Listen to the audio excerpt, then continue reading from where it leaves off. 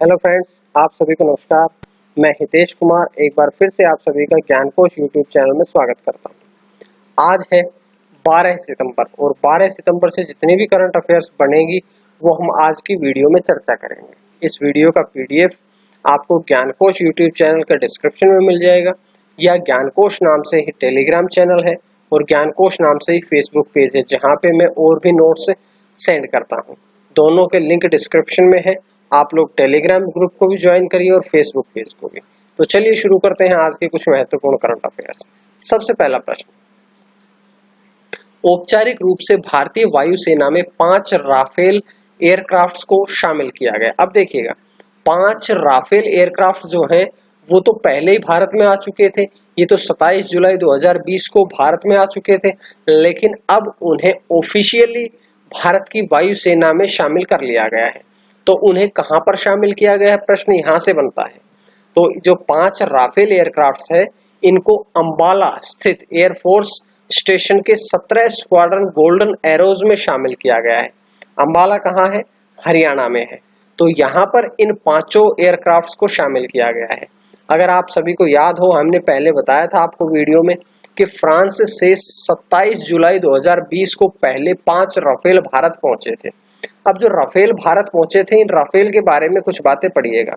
अगर बात की जाए राफेल का निर्माण किसने किया था, तो राफेल का निर्माण फ्रांसीसी एरोस्पेस प्रमुख डेजोल्ट एविएशन में हुआ था। 2016 में भारत और फ्रांस के बीच में समझौता हुआ था।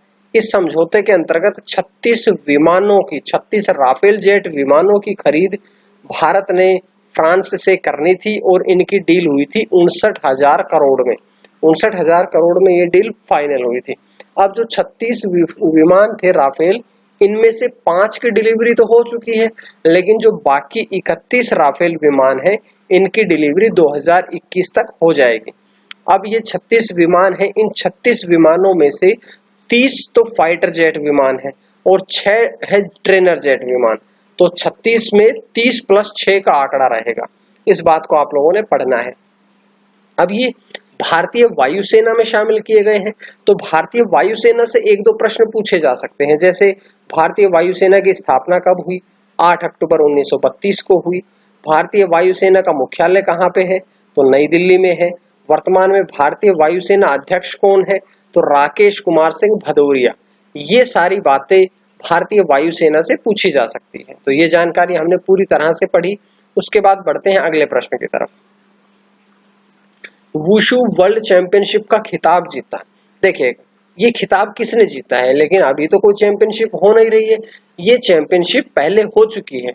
इस चैंपियनशिप में भारतीय पुलिस अधिकारी पूनम खत्री, जो कि झज्जर जिले हरियाणा से है, उन्होंने इसमें गोल्ड मेडल जीता है।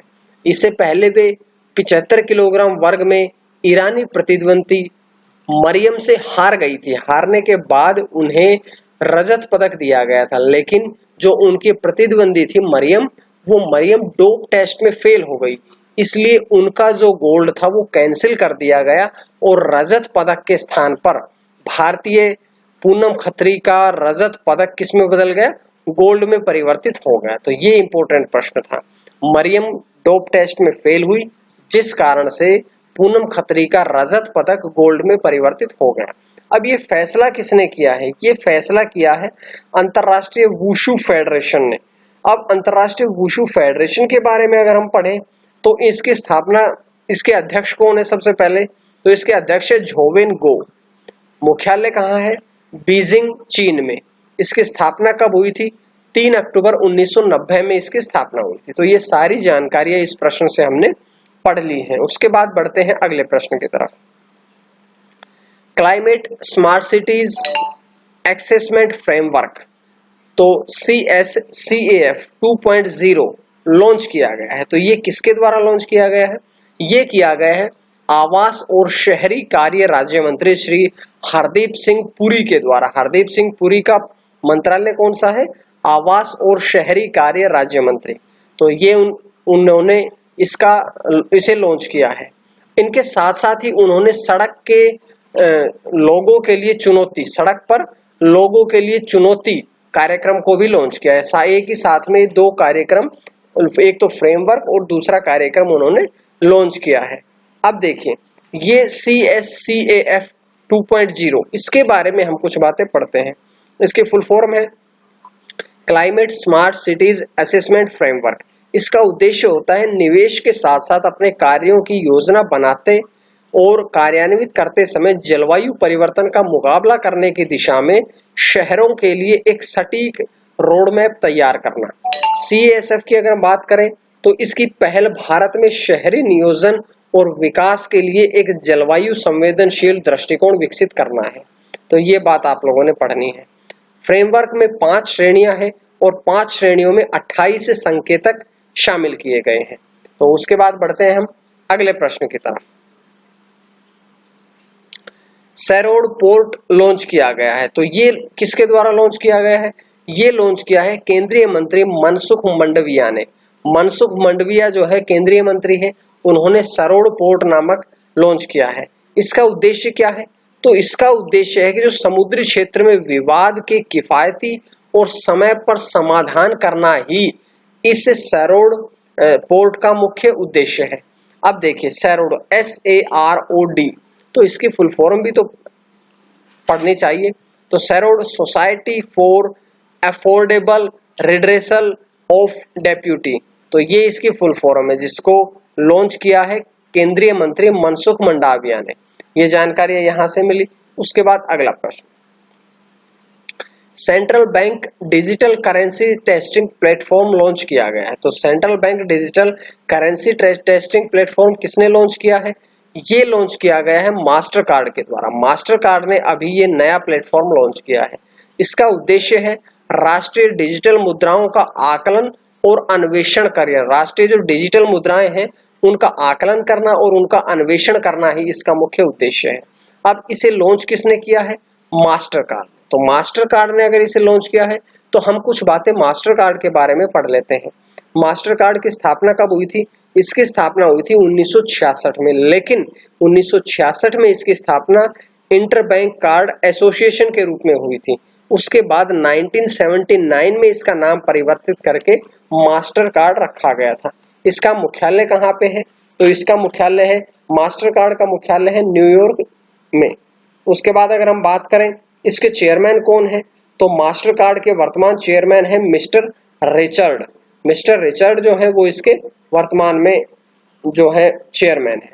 उसके बाद है अगला प्रश्न, भारतीय विज्ञापन मानक परिषद ASCI के बोर्ड ऑफ गवर्नर्स के अध्यक्ष बने हैं। तो कौन बने हैं? अभी बने हैं सुभाष कामत। सुभाष कामत को अब ASCI का बोर्ड ऑफ गवर्नर्स का अध्यक्ष बनाया गया है। वे किस पद पर है? तो सुभाष कामत जो है वे विज्ञापन एजेंसी BBH और पब्लिसिस्ट वर्ल्ड वाइड इंडिया के CEO हैं। किसका स्थान लिया है उन्होंने? तो उन्होंने सोनी पिक्चर्स नेटवर्क्स के अध्यक्ष रोहित गुप्ता का स्थान लिया है। इनके साथ साथ में एक नियुक्ति और भी की गई है। किसकी नियुक्ति की गई है? तो केचम संपर्क प्राइवेट लिमिटेड के प्रबंध निदेशक NS राजन को उपाध्यक्ष बनाया गया है। अध्यक्ष बने हैं सुभाष कामत और उपाध्यक्ष बने हैं NS राजन। तो ये जानकारियां हमने यहां से पढ़ी है। उसके बाद बढ़ते हैं अगले प्रश्न की तरफ। देखिए सिटी ग्रुप की पहली महिला मुख्य कार्यकारी अधिकारी की है CEO। तो सिटी ग्रुप की पहली महिला मुख्य कार्यकारी अधिकारी कौन बनेगी? तो ये बनेगी जेन फ्रेजर। जेन फ्रेजर जो है वे फरवरी 2021 में अपना पद प्राप्त करेगी, लेकिन किससे प्राप्त करेगी? तो वे माइकल कॉर्बेट का स्थान लेंगी। और उन्होंने, अगर जेन फ्रेजर की बात करी जाए तो उन्होंने 2019 से वैश्विक उपभोक्ता बैंकिंग के अध्यक्ष और CEO के रूप में भी काम किया है। तो अब वे सिटी ग्रुप की महिला मुख्य कार्यकारी अधिकारी बनेगी। तो सिटी ग्रुप के बारे में पढ़ते हैं। सिटी ग्रुप की अगर हम बात करें इसकी स्थापना कब हुई थी? तो 8 अक्टूबर 1998 में इसकी स्थापना की गई थी। इसके संस्थापक कौन है? सैमुअल ओसगुड और सनफोर्ड व्हील इसके संस्थापक थे। मुख्यालय न्यूयॉर्क यूनाइटेड स्टेट्स में है। और अगर हम इसके चेयरमैन की बात करें तो जॉन सी डुगन जो है वे वर्तमान में इसके चेयरमैन हैं। उसके बाद बढ़ते हैं हम अगले प्रश्न की तरफ। भारत का सबसे बड़ा सुअर पालन मिशन लॉन्च किया गया है। सुअर पालन मिशन जो कि भारत का सबसे बड़ा होगा, ये कहां पर लॉन्च किया गया है? ये लॉन्च किया गया है मेघालय में, और मेघालय में केंद्रीय कृषि व किसान कल्याण राज्य मंत्री कैलाश चौधरी ने इसे लॉन्च किया है। इस परियोजना से मेघालय में 35,016 किसानों को लाभ मिलेगा, और ये मेघालय में शुरू किया गया है। तो मेघालय के बारे में कुछ बातें पढ़ते हैं। मेघालय की स्थापना कब हुई थी? 21 जनवरी 1972 को। राजधानी कहाँ है? शिलोंग में। डिस्ट्रिक्ट कितने हैं? 11 है। गवर्नर राज्यपाल कौन है? सत्यपाल मलिक। तो ये जानकारी हमने इस प्रश्न से पढ़ी। उसके बाद बढ़ते हैं अगले प्रश्न की तरफ। कर्नाटक के हुबली रेलवे स्टेशन का नाम परिवर्तित कर दिया गया है। तो कर्नाटक के हुबली रेलवे स्टेशन का नाम बदलकर क्या रखा गया है? नया नाम रखा गया है Shri Siddharudha Swamiji railway station. Hubli railway station का नाम बदल के रखा गया है श्री सिद्धरूधा स्वामीजी रेलवे स्टेशन। अगर हम सिद्धरूधा की बात करें तो स्वामी जी भारतीय हिंदू गुरु और दार्शनिक थे, जिनके नाम पर ही अब हुबली रेलवे स्टेशन का नाम भी रखा गया है। अब हम बढ़ते हैं आज का आखिरी प्रश्न की तरफ। कल्पना चावला के नाम पर अमेरिकी अंतरिक्ष यान का नामकरण होगा। तो ये घोषणा किसने की है? सबसे पहले तो ये घोषणा की है अमेरिकी वैश्विक एरोस्पेस और रक्षा प्रौद्योगिकी कंपनी नॉर्थरोप ग्रुमैन ने। अब ये जो साइग्नस कैप्सूल है, इसका नाम, जो कि अमेरिका अंतरिक्ष यान है, नाम है उसका साइग्नस कैप्सूल। तो इसका नाम क्या रखा जाएगा? SS कल्पना चावला। और कल्पना चावला आप सभी को याद होगा कि कल्पना चावला अंतरिक्ष में पहुंचने वाली भारत की पहली महिला थी। उन्हीं के नाम से अब इसका नामकरण किया जाएगा। तो ये थी आज की कुछ करंट अफेयर्स महत्वपूर्ण। उम्मीद है आप सभी को पसंद आई होगी, और अगर पसंद आई तो आप लोग ज्ञानकोश यूट्यूब चैनल को सब्सक्राइब करें, टेलीग्राम ग्रुप और फेसबुक ग्रुप को भी ज्वाइन करें, ताकि आपको और भी नोट्स मिलते रहें। दोनों के लिंक डिस्क्रिप्शन में है, PDF डिस्क्रिप्शन में है, आप लोग डाउनलोड कर लीजिएगा।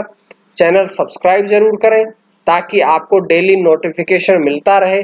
इसके लिए आप लोग बेल आइकन भी दबाएं। आज के लिए बहुत इतना ही। मां सरस्वती की कृपा आप सभी पर बनी रहे। आप सभी का बहुत बहुत धन्यवाद।